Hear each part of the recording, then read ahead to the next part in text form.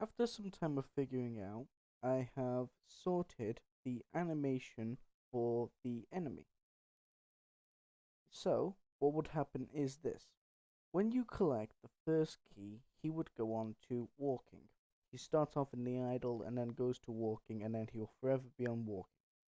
Then, once collected 6 keys, he would go on to running.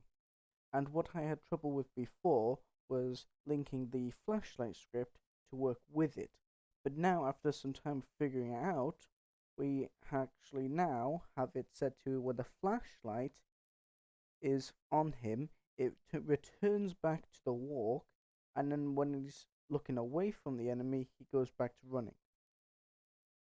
So, in this script, we have it here, so that if the flashlight is true and if you've got more than one key, this would set the bool for the 5th key collect, and it would set it to false, and then it would play the walk animation.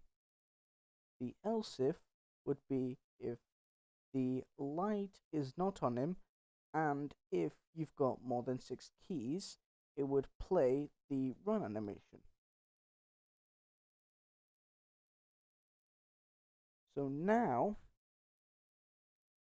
the scripts work,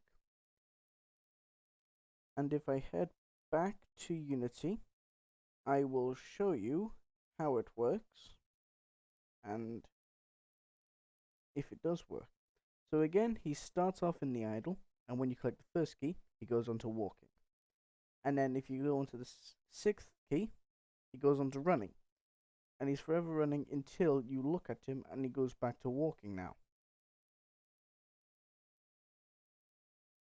I did not create the models or animations, so I do not know how to animate models.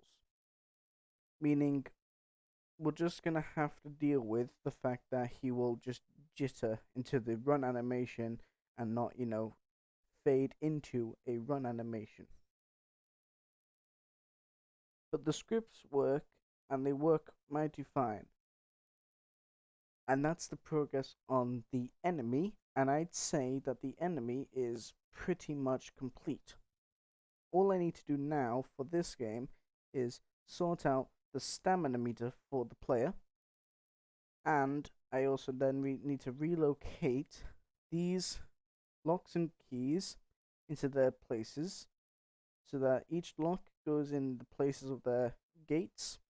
The keys go around the maps in their sections, and finally the enemy would get placed somewhere. And then that should be the end of this game, and I will also then update the scenes for the menu systems, because as for now,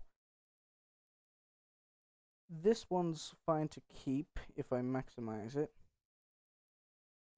This one's fine to keep, but things like the how to play and all that can get changed because it's definitely out of date at this stage of the development. Next, I will try again the zombie shooter to work properly, so that when, of course, you load the game, you find your weapons and you do different things, and then, of course, enemies would appear around you. This game is in its early development, meaning all we have is a player, flashlight, and a simple level map out. And then what I will do is I will either create or grab models of tombstones and anything that relates to a graveyard, and I will place it in this